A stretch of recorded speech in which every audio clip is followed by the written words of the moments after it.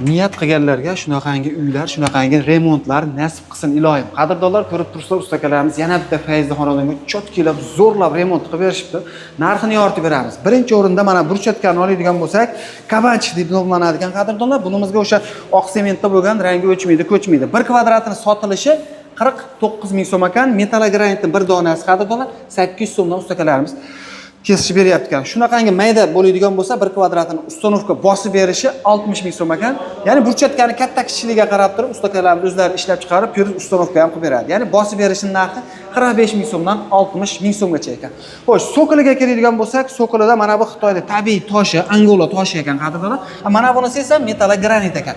Bu yerga ketyapti turgan materialimiz balandligi 1 metr, uzunligi 1 metr, 1 kvadratini ketyapti turgan materiali 340 ming so'mlik material ketyapti. Qadrdonlar, xohlasangiz mana bu yerlarni ham shunaqangi Xitoyda tabiiy Angola toshida ham qilib berishaveradi, kelishilgan arzon narxlarda.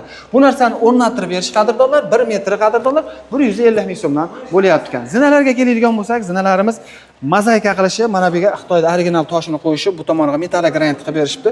Uzunligi 1 metr, xuddi shu yoni bilan usti ketyapti turgan materiali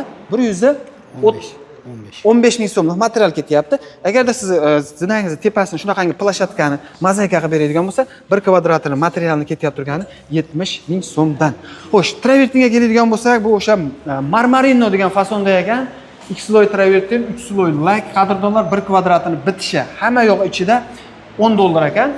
Agarda tekis devorga bo'ladigan bo'lsa, agarda kafenikilar tortib qayta ishlanadigan bo'lsa, qadrdon narx qo'shilib qoladi. Kimga shunaqangi xizmatlar kerak bo'ladigan bo'lsa, butun O'zbekiston bo'yicha aloqaga chiqaversa, bitta like bosib, qurilish qilyapti turgan aka-ukalarimizga jo'natib qo'ysalar, juda ham yaxshi bo'lib qoladi.